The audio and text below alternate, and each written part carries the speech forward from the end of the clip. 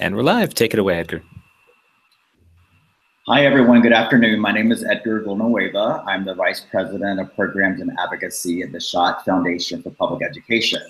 Thank you for joining us today for a very important conversation. And I want to welcome you to another installment of the Schott Foundation's Grassroots Education webinar series. Our webinars are an opportunity to engage with movement, policy, and philanthropic leaders to reflect on our progress, share stories, and to discuss what still needs to be done and what we need to do together so that every child in this country has an opportunity to learn. For 25 years now, the Schott Foundation has focused on creating educational opportunity, healthy living and learning communities, and community-led change. We are a public education fund that works to accelerate advocacy by helping to build, anchor, and support broad-based movements. This month, we're celebrating Black Philanthropy Month, and we're very excited to be partnering with Casey Family Programs today to discuss inclusive philanthropic leadership. It delights me today to introduce Toya Randall, who will moderate our conversation. Before we jump in, I want everyone to remember that we will have time at the end of the webinar for questions and answers from our audience. So please write your questions in the chat box that you'll see, I believe, to the right of your screen. You can also tweet your questions to @SchottFound, SCHOTTFOUND. Please follow the conversation along on Twitter as well using hashtag GrassrootsEd, GrassrootsED. Thanks a lot again for joining us, and Toya, I will turn it over to you. Thanks, Edgar, and welcome everybody to this important conversation. Before we jump in, I want to take a couple minutes to thank Schott Foundation for hosting this series, but also for the important work that they have led for over 25 years to improve public education and to drive reform in communities across America. This is exciting to be with you today with these three amazing leaders. Kirsten Levingston, who is the Program Director for Racial Justice at Wellspring's Advisors, Dr. Sherece West-Scantlebury, who's President and CEO of the Winthrop Rockefeller Foundation, and Antoinette Malveaux, who is the Managing Director of Strategic Initiatives and Engagement at Casey Family Programs. The conversation today is going to be shaped around a very important topic for how do you build inclusive leadership in philanthropy. Leadership is a top-of-mind subject across multiple sectors in the country today, from the White House to corporate America to the private sector. And as we are experiencing political uncertainty and social unrest in American streets every day, we wanted to take a moment to really lift up examples of Black leaders in philanthropy who are getting it right. Each of these women in their own right are powerhouses, but together on this panel, they are truly a remarkable force. And so before we jump in, I want to give them each an opportunity to share with us for a couple of minutes their leadership approach and what drives them to lead from a place of inclusion. Equity and social justice are core to their beliefs and values. And so with that, I'm going to turn it over first to Kirsten and ask Sherece that she follow up, and then we'll round it out with Antoinette, and then we'll jump into the conversation. So Kirsten. Thank you so much, Toya. And it is such an honor to be on this panel. I so appreciate that Schott is pulling these conversations together. They're incredibly timely, of course. I have to confess that when I was invited to participate on this panel, I didn't know much about that term in inclusive leadership. And it strikes me that, you know, several of the practices that have and characteristics of inclusive leaders are in some ways just the best practices for being an evolving human being. And I think that, you know, thinking about interacting with others as yourself a human, tapping the humanity of others, appreciating both the brilliance and challenges and frailties we have as human beings, especially as people who are in a social justice space trying to improve the world around us. is at the root of how I approach the work. And I'm excited to learn that there's this fancy term associated with it. Antoinette?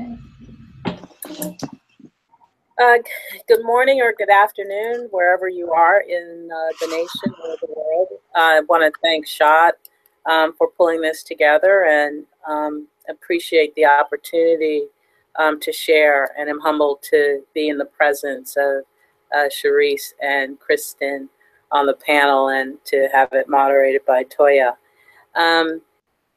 One of the things I would say in terms of my approach, I guess it's founded in how I was raised, and raised at a time in the 60s where civil rights was very much in the throes, where communities were pulling together, neighborhoods were pulling together. And I grew up in a neighborhood that was very much a community, where the ethos and the foundation was what we call the stone soup story. Everybody has something to contribute to making something happen and making change happen. And so I've always worked through and grown into my own roles with that in mind. Doesn't say I always did it perfectly, and sometimes had to fail in order to be reminded that I didn't need to put everything on my own shoulders, and that there are others around in the space, not in the space, that I should be reaching out to and including to make something happen. And I think in terms of getting to impact and getting to change and positive change, that we have to think outside of ourselves, and we have to think outside of our close networks, particularly in philanthropy, in order to drive for the change. So reading the article that was shared, it's mostly from a corporate perspective. Corporations are driven by a bottom line and held accountable to a bottom line. And so they have more of an incentive, a real incentive, day-to-day incentive to make these kinds of change happen. But I don't necessarily think that's the same in philanthropy. And I think we have to hold ourselves accountable to those principles of collective voice, collective action, collective engagement. Thank you. Sherece? I also want to thank Schott, and grateful to be on this panel, even selected for the panel. So I appreciate this opportunity. So inclusive leadership, probably my first foray into it was at the Casey Foundation. My boss, Sandy Jabrell, and mentor, Garland Yates, insisted on taking an inclusive approach to the work, because it builds you nothing but capital, like all kinds of social capital, all kinds of political capital. And so when you are inclusive and you have that as your core approach, it just goes a long way in, as Kirsten and Antoinette says, in just improving the work, but even more so in modeling it, because they modeled it. Therefore, now that I'm CEO of an organization, it's a value of mine. And so of course, it's always tough to do, because being inclusive means that you have to listen to people who are maybe very different than you, who may have ideas that are different from yours, who come up with stuff that's ridiculous, but you got to be polite and include it in the conversation anyway, who can even go off the rails in some cases. But what I find is that there's data in all of that. And if you use that data and again, you value it in such a way that you say it's about change, it's about improving, it's about making sure and valuing all voices, then you do get to greater impact, in my opinion, or my experience, and a greater product, depending upon what it is that you're working on. So it's become a part of my, I don't even know how else to be, but to be inclusive. Also, you need the resources of others. And this is a way of just building those resources. And again, repeating what's already been said, that as a leader, you don't have all of the answers. And I don't even want to be a leader where you come to me for everything. I want to be a leader where I do listen and we do talk and we communicate and we figure it out. And we try not to leave everybody out. So, and that's actually something I would like to talk about a little later too, is on occasion, you may have to leave some folks out. Being inclusive is a choice and a way of being. And it's one that I learned, again, at the Annie Casey Foundation, and just continue to practice, because right now it's the only way I know how to be.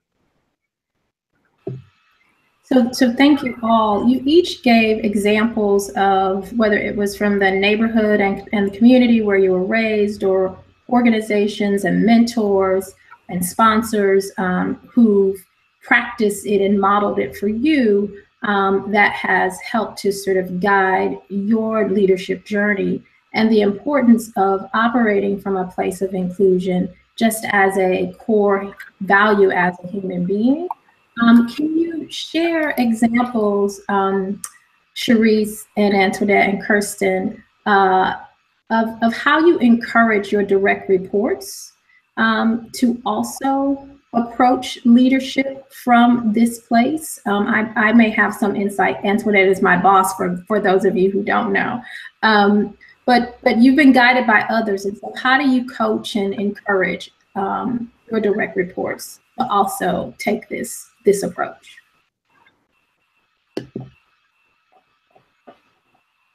So Kirsten, you want to go first? Sure, I'll jump in. Thank you, Toya. So I think Sherece's point about modeling is really, really important. I can certainly remember times when I felt that I was not invited to participate in something, or I, was not included to the degree that I thought I should have been, in terms of having something valuable to bring to the table. And I have to say that's always in my mind, that there are people around me sitting on brilliance, people around me who have experiences that I haven't had, people around me who, when asked a question I'm asked, will come at it completely differently, and bring such a fresh perspective. So one way to, I think, encourage that is to always look for opportunities to include folks, whether it's, thinking about the philanthropy, whether it's you're going to a meeting to meet a potential, organization that you may want to fund. Why don't you invite a colleague along, or a direct report along, who will be sitting in that conversation, hearing different things, having different questions. Similarly with site visits, whenever there's anything to be done internally in terms of our program, I always love just bouncing ideas off of my colleague, Will Cordery, who's going to be in next week's or the next session. But that practice of asking and inviting and modeling that this is the way that you want to both develop the relationship and develop the work together is really important. And I think it really goes a long way for setting a norm that will guide programs work, and then potentially expand out to the organization and influence how others work as well. I would say, I don't know if I've really had a hard sell with my colleagues in thinking about the question, my direct reports. I'm not sure. I don't recall having to convince. What I do recall is making sure that the inclusion occurs and that it's broad and diverse enough, because sometimes you can just hear the same people or invite the same choir or invite the same things in. So part of the challenge I think I have is less about selling the idea that they be inclusive than it is about making sure divergent opinions are there, non-traditional people are there. I think that's more what my struggle is. At the foundation, I do want to mention that we actually have several working groups. We have one that's called the Moving the Needle Working Group. We have another, which is our grade level reading working group, and Expect More Advisory. So there are ways in which we get others to influence our grant making and our strategies and our policies at the foundation through an intentional network of, and some of those are grantees and some of them are not grantees. Some of those are stakeholders that have a close relationship with us, and some are relationships we want to build with organizations and institutions in our state. And so we do have some intentionality at inclusion, and that's one way that we go about it.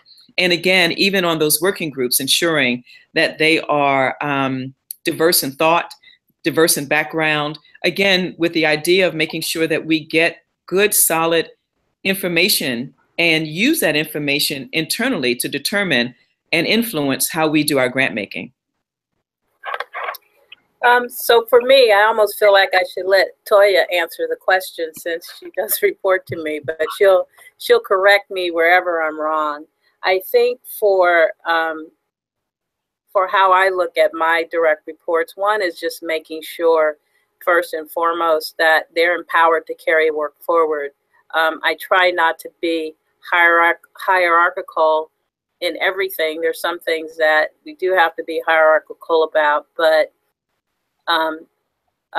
leadership also requires fellowship.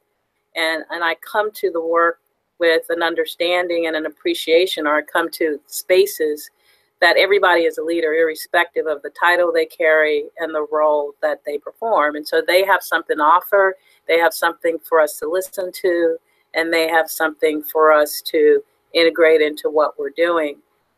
As a small team, we work in the office of the CEO, so we kind of sit on the side, if you will, of the core functions in the organization. But we develop big initiatives and we drive large strategies as well. And as a small team, you kind of have to be inclusive, and you don't have a choice in order to get the work done and get it done well and get it done right and get it done in a way in which we're achieving the results and the outcomes that we want to. We have a really heavy load as a small team. And so it's important that, everybody can carry that load. And it's important that we all actually understand who can help us outside of our own team in carrying the load. So I think both by the way in which I show up in the world, but also by default, I guess I've always worked with a heavy load, and so I've always had to reach out to others. And so making sure that my teams have the responsibility to lead, to be quote unquote in charge of different aspects of the work, but to also listen and be thought partners with them and help them think about who else should be in the space, or to Sherece's point, sometimes who needs to be out of the space. So Toya, if I miss something, you certainly can fill in my gaps. No, I don't think you missed anything. I do want to just ask you all. So there's the list that I shared based on some research that came out of Deloitte, offered 6 sort of core traits to inclusive leaders. And there's one trait that I think is missing, and they are so commitment, courage, cognizance of your own bias, curiosity, cultural intelligence, and promoting collaboration, or the 6 traits.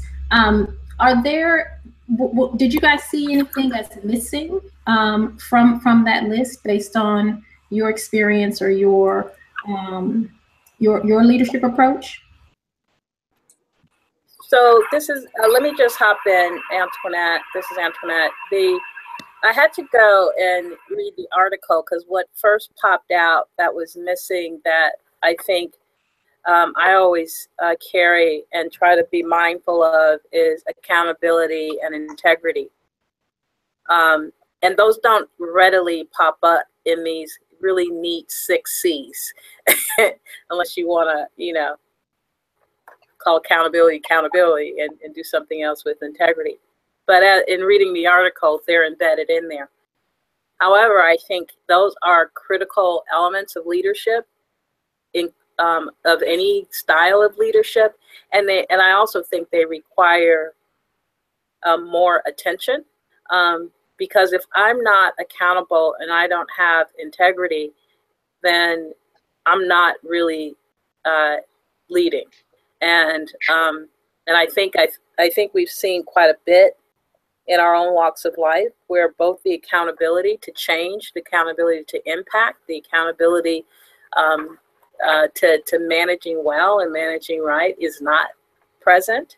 And in philanthropy, we can spin our wheels for years and years, be held accountable for making a change. There's no one that really holds us accountable to making change, like corporations are held accountable for their for generating profit, and the same with integrity. And so I think in terms of these 6 C's, those are things for me that really need to be called out and not necessarily buried in these neat 6 C's. And for me, there is, in being an inclusive leader, you actually have to die to ego to some degree. And sometimes people aren't willing to die to ego, much less leaders being willing to die to ego.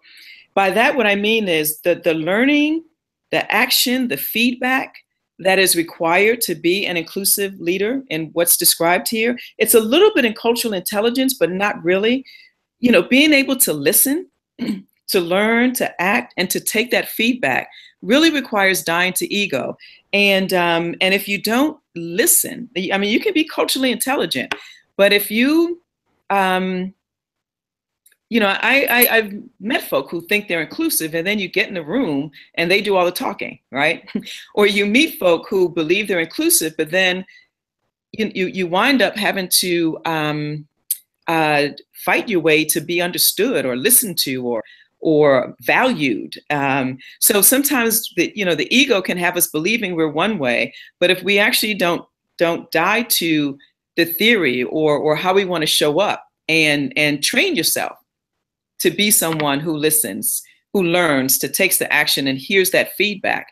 Because in being inclusive, that means that you are getting information, data, feedback, thoughts, and all that from so many different people, or well, for a team like mine, it's small, 12 people, but even if it was larger. But when I think about community building, you get it from so many places, and then you have to synthesize it and then move forward on it. But you actually have to commit to the goal and not commit to yourself.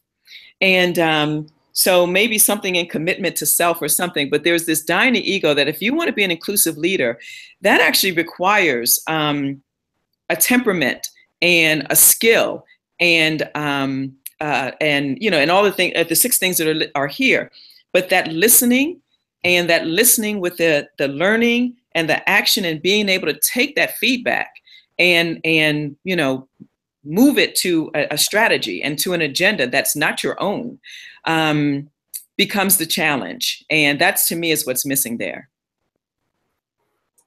And I had a couple of thoughts about traits that were missing, but I have to, you know, on the heels of both Sherece and Antoinette talking about listening, say that I really saw listening as a kind of thread that went across all the characteristics that were mentioned, all the traits, and how really defining what listening means is so important. I mean, you hear with your ears, but you listen with your heart, with your spirit, with a much deeper set of qualities. So I think it kind of relates to, Sherece, what you were saying. I mean, you have to be open to listening and taking things in deeply, not just superficially hearing something, you know, and moving on. But the two other traits that I thought were important, that I think are important for inclusive leadership that weren't raised up enough for me, were gratitude. I think that as leaders, you know, we really need to be grateful for the work that our colleagues are doing, for the opportunity to be doing the work that we're all doing, certainly in philanthropy. And in addition to feeling that gratitude, I think we need to express that gratitude to those around us. And I think it's particularly important to express gratitude for things that, you know, you might take for granted. I have such a fond memory of when I started at the Ford Foundation. This was in 2008, so many years ago, but it's like it happened yesterday. You know, I showed up for my first day of work, and my boss, Sarah Rios, who was the director of human rights at the time, had placed some flowers and a note on my desk. And all I did was show up for work, which is what you would expect someone to do on their first day. But that was such, that set such a tone for me of, you know, the kind of unit I was entering and how Sarah valued my being there. And of course that was followed up by many other examples of that. But I think it's showing gratitude is just very important in the many ways that it can be done. The second trait that I didn't see raised up enough here, although it was kind of embedded, was this idea of reflection and the need to make that a part of your practice as a leader and as a colleague. I remember being at a funder meeting once, and we were talking about issues relating to mental health, and I made what I thought was a constructive opening up opportunities for the mentally ill, you know, opening up options for them. And I thought it was a great comment. And a couple of minutes later, someone else stood up and just reminded this particular meeting group of the importance of language and thinking about language and how you describe issues or describe communities. And my first reaction was, oh my gosh, you're absolutely right. I'm very sensitive to that because I work on issues relating to criminal justice. And of course, there are millions of terms that do dehumanize people in the criminal justice system. But I thought on it and realized that my use of terms and talking about the mentally ill was very offensive. That's just a small example, but I think that reflection can happen in big ways. And I think when we think about reflection and like a reflective practice, people think, oh my gosh, it's going to take, an hour or 2 or 3 or half a day to be a reflective person. But that reflection can and should happen on a daily basis, and it really can happen in a host of ways. And it strikes me that that's a key trait for inclusive leaders as well. So thank you all for that. There is one trait that I found not sort of woven across the 6, and that's trust. And it's trusting yourself, and it gives you the ability to trust others, right? And that is something that I learned from Antoinette. And I've worked with leaders who say they trust you, but then they second guess everything, right? That you're recommending or that you're sort of trying to implement.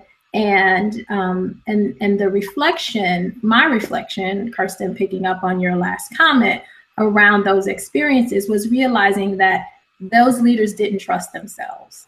And so if you don't trust yourself and you're not grounded in your own truth around, what you're bringing to the table and the value of your contributions, then it's very difficult to trust others. And so for me, that is core to an inclusive leadership approach. And I'm so appreciative to have a boss that trusts me and trusts all members of the team, and it shows up in the way she leads and guides us every day.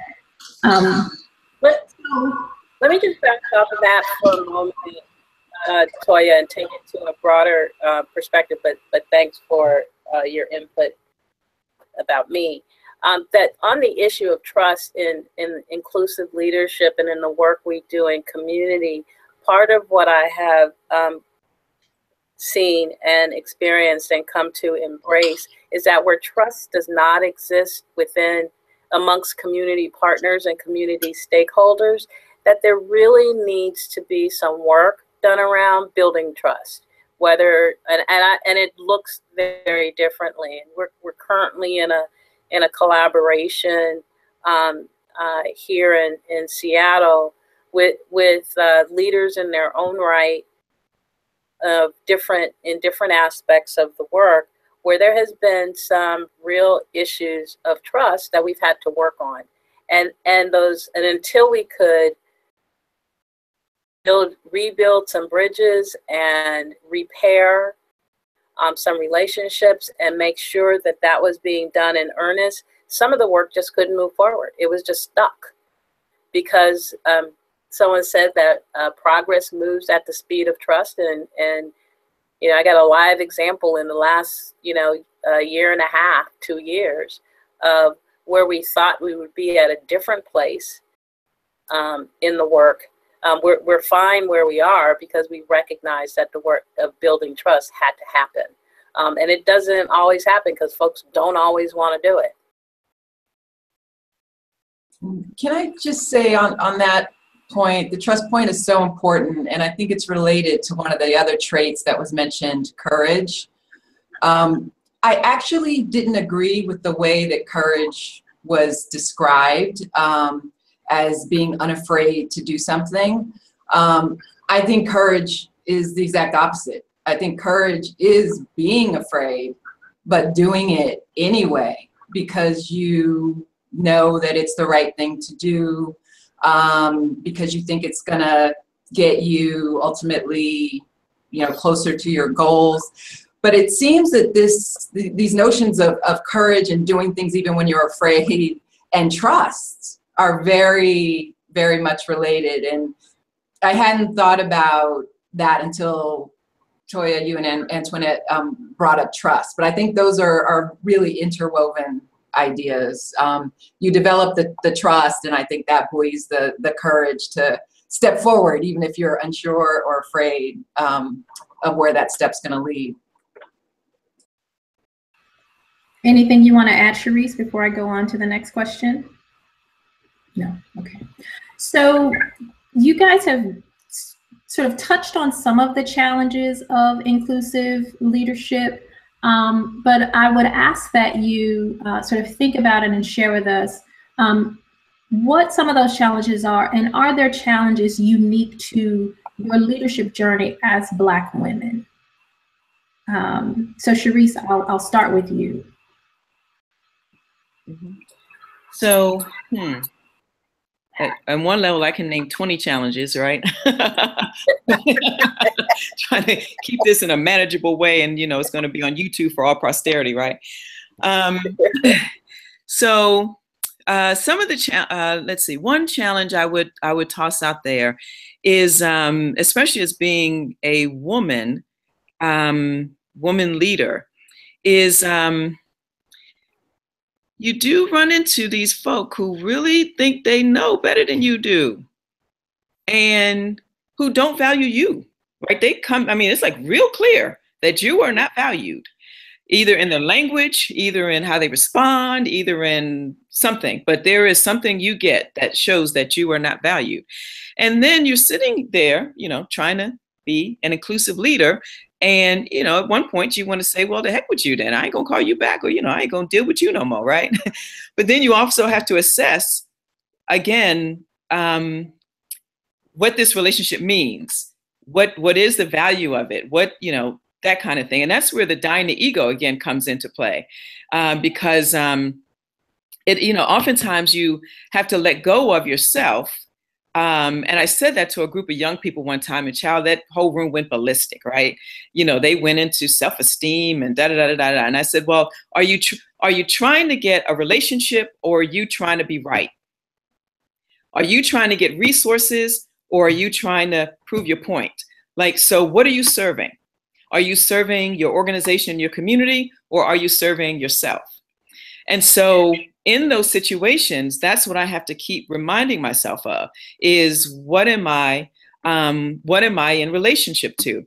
So there's a story, I've told this story before, of a couple of, actually when President Obama was running way back in 2008, and I was going to meet with a partner, and this person is still a partner of ours. But in that conversation, and his gentleman is white, I came the day that there had been a shooting at a convenience store. And this shooting involved some brothers, some black men. So I go to meet with this gentleman on the heels of that happening the night before. And he says to me, why can't folk be more like you? Why can't folk be more like Obama? Why can't they this? And, so I'm like, okay, now I kind of get where he's coming from, because I'm old enough and been around enough to get what he's saying. But if I focused on his words and all that, then I would have just, called him a racist, called him names, never dealt with him again, walked out of that office, da-da-da. But I need his resources and that relationship in the work that we do. And so I just, figured out a way to talk with him that showed that I get where you're coming from, but the issue is this. And we value your partnership in working with us to get us to this place. It actually requires that kind of maneuvering, and that's the challenge. Another example is that we've partnered with the Walton Family Foundation on our Forward Arkansas initiative. And Forward Arkansas, just in short, is our a comprehensive strategy to improve education outcomes here in Arkansas. It's a partnership between the Department of Education, the Winthrop Rockefeller Foundation, Forward Arkansas, which is now a nonprofit, and the Walton Family Foundation. And so I was very intentional about working with the Walton Family Foundation. Again, they're good partners. They have access and resources. We are a good partnership because we come to the table with a set of resources and opportunities and access, and so do they.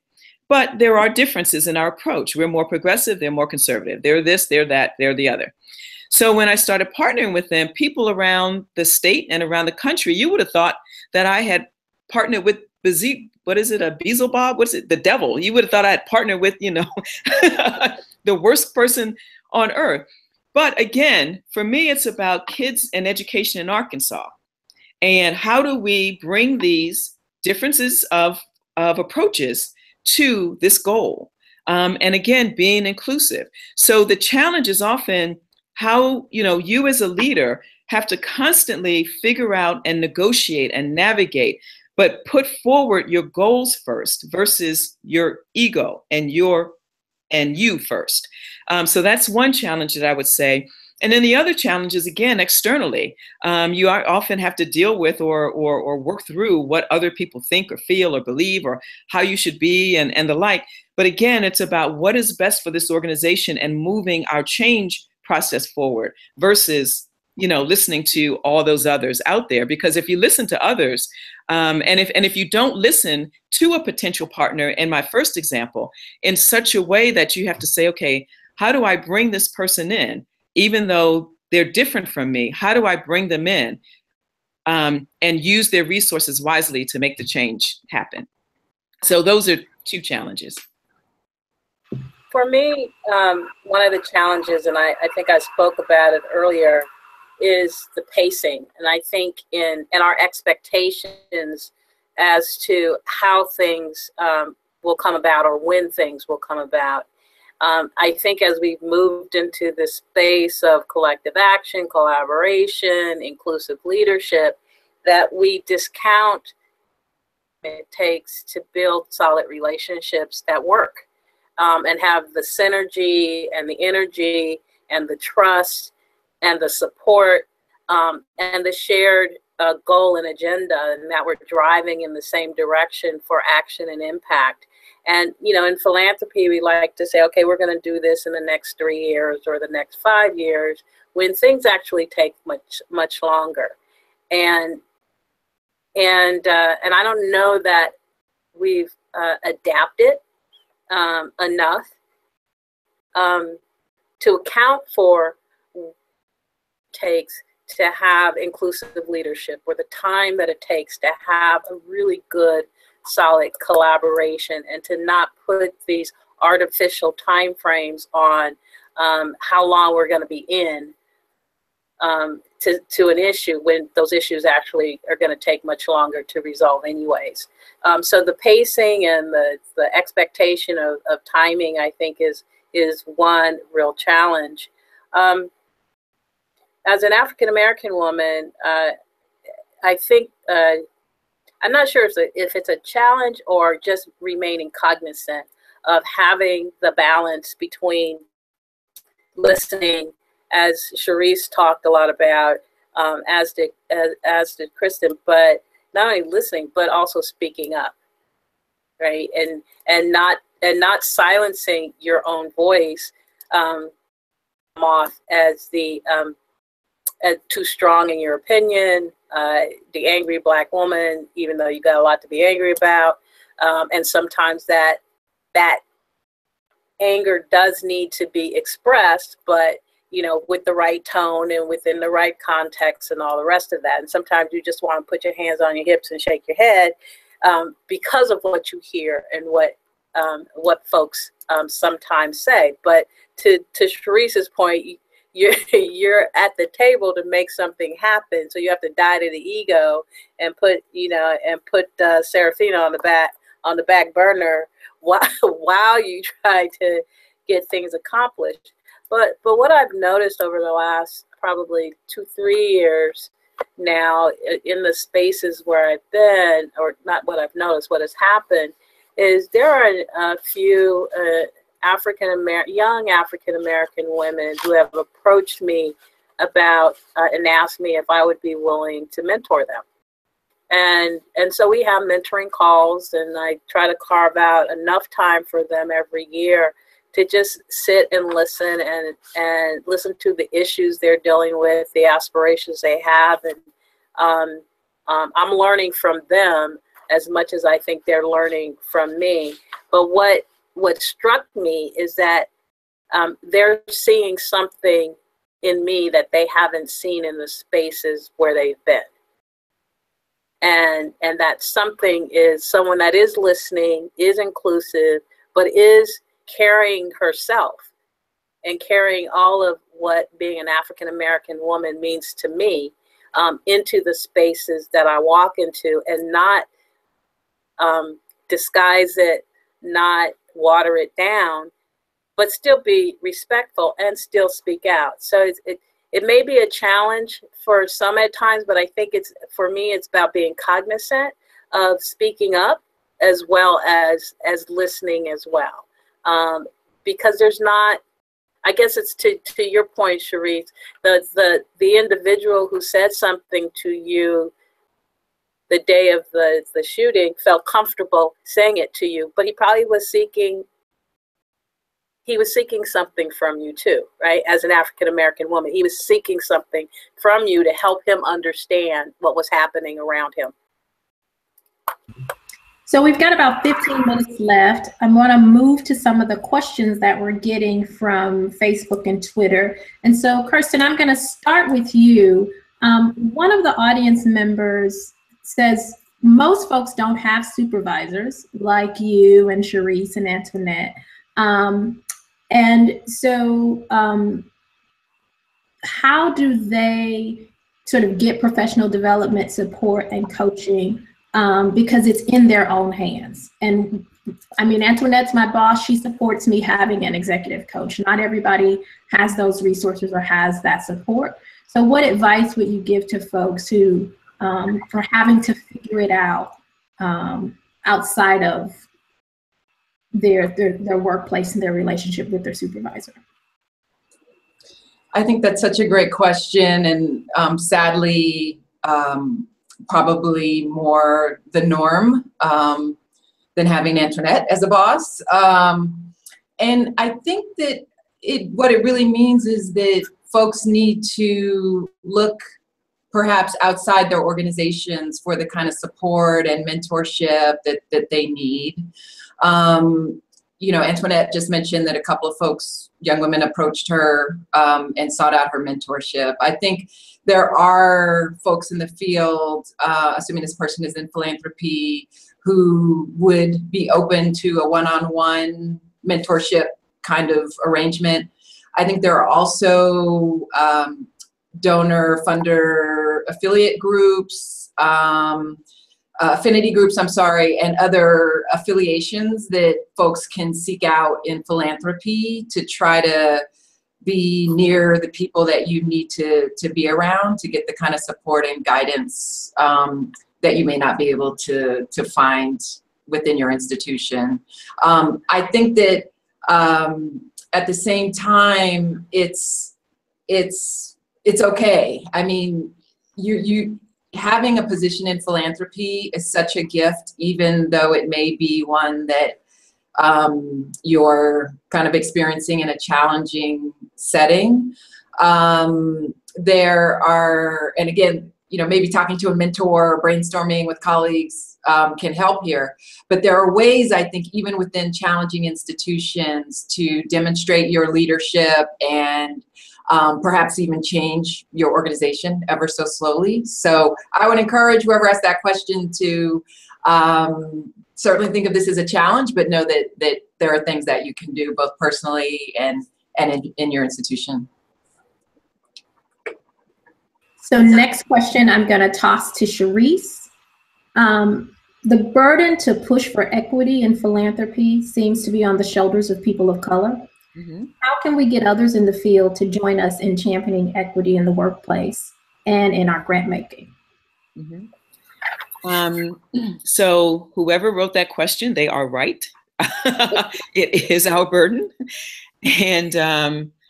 And one of the ways that I was able to do so, again, I want to get back to that listening. So I have been at organizations where when I listened to what people were saying or needing, they weren't talking about equity, but they were talking about fairness. And so it's now, I know that there are two different things and there are two different approaches to equity and fairness. But if you listen, then you can retranslate that in a way that they understand it, and you can get your equity funded. So, you know, at an organization where, you know, when I was listening and I was talking about organizing and community organizing and the like, so what people were seeing and hearing was people picketing on the steps of the Capitol, right? That's what they were hearing. And when I use those terms, but when I talk about parent engagement or working with parents and parents need to come together, then they hear something different. And then I was able to get the parent organizing and therefore the organizing funded. My point being is, again, this gets back to that listening. And, you know, some of this you got to be a little entrepreneurial about because you have to, it's not about pushing people for equity so much so as to manipulate. Manipulation is not a bad word. It is not a bad word. I'm going to say it. Manipulate it in such a way that you get them to see it from your point of view. So that's one set of advice. Another set of advice is really provide data. One of the beauties of philanthropy is data. And there have been ways in which I've been able to work at various funding institutions, foundations, and with the data can actually change a lot and the narrative around that data. Because we can argue about feelings, perceptions, and the like, but sometimes you can't argue about that hard, fast, good data. And so, again, setting up the case and the argument for how you're trying to achieve the equity in your in the approach that you're taking, and using that data to make that case for you can do so. So, for example, there was a lot of resistance early on when we were talking about how Black boys aren't reading on grade level. And so we would talk about this, and you'd have the white lady who would raise her hand. Well, my son doesn't read on grade level either, right? And I'm like, oh, boo, no, there is a very big difference between my son not reading on grade level and your son not reading on grade level. And then, because people don't want to do the intervention, because what we were saying is you need a specific intervention for boys in general who aren't doing so well, but for Black boys specifically and Latino. And so, because people don't want to, admit that there has to be this difference. And there are reasons for that I understand. But nonetheless, if there isn't this, then you're going to continue to have this gap. And when we presented the data and talked about the narrative, and again, listening to what it is that they needed to hear to understand why this change needed to occur, we actually now have a specific strategy for African-American, really of color, because in our state, it's both Black and Latino kids. And so, again, I get back to that listening and the data, but also that, manipulating it. There are ways in which you can get that done. But again, a lot of it has to do with meeting people where they are instead of forcing people to meet you where you think they need to be. Thank you for that, Sherece. I'm going to try to get 2 more questions before we turn it over to John to close us out. This time has gone so fast. So Antoinette, one of the viewers has asked, I've experienced internalized racism from other people of color in philanthropy. How do we not take on the behavior of the oppressor as leaders? Well, that's a great question. But that's a lot of work. I think first and foremost, we have to acknowledge that we grew up and we were raised in an oppressive society as it relates to people of color and African Americans. I think one of the things that's useful is actually training. One training that I would recommend, it is kind of tough to take, but I swear by it, is Undoing Racism, that the People's Institute in New Orleans has been delivering for the last, I don't know how many years. And it's a powerful, powerful training, and it helps you check yourself. It helps you see it in others. It helps you see it structurally and in the institution as well. It takes work. We come to our places with certain biases, and I think we have to work on ourselves first and foremost, as much as we have to work on others. Some of the government agencies have begun who are trying to focus on racial equity.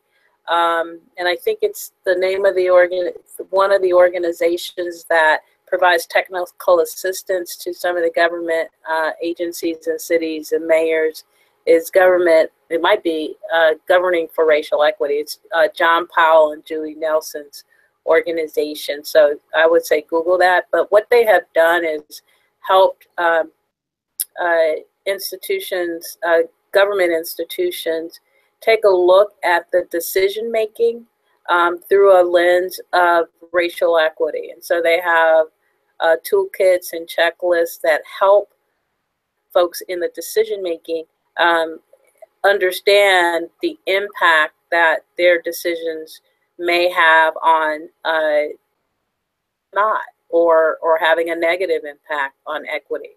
So I would also encourage those that are questioning and trying to figure that out is to reach out to those organizations, see what's available in terms of those kinds of toolkits, and see if there's a way in which that can be integrated both into the work that you do on a day-to-day basis, as well as the work that your organization is doing. It doesn't come naturally, and just because we're Black doesn't mean we show up well or better than anybody else. So I would, those are some resources and some recommendations I would make. Thank you. We've got just about 5 minutes left. And so I want to thank Kirsten, Sherece and Antoinette, for taking time out of your schedules and the important work that you're all leading in the field and in your organizations to share your perspective and insight with us. Again, you're amazing colleagues and leaders, and I'm just grateful for your presence. John, I'm going to give you the last question to answer as you provide some closing remarks. Dr. John Schott, the president and CEO of Schott Foundation. So the very first question we received says, a Nigerian writer talks about the danger of a single story. How do we look at the role of leadership narratives that keep power situated in the hands of a few? So with that, I'll turn it over to John to answer that very important question and then close us out. Thank you, ladies, and thank you all who joined us for this conversation. Yeah, thank you. Thank you. A question for me. First of all, I just want to thank Sherece, Antoinette, Kirsten, and you, Toya, for the opportunity to listen. I've enjoyed the opportunity to listen, and as an African-American male and president of the Schott Foundation, thank you for including me in this conversation, even if it's just to close it out, because you all are very powerful women and leaders in your institutions and in philanthropy. So your work goes beyond just the institutions that you so well represent, but we need you, continue to need your leadership and thought leadership within philanthropy. And Toya, to your question, I think we've got to recognize, and I think someone raised it during the conversation, is that each individual that's a part of an organization, each individual that's a part of philanthropy, and definitely within communities across the country, they bring their narrative. Everyone has a story.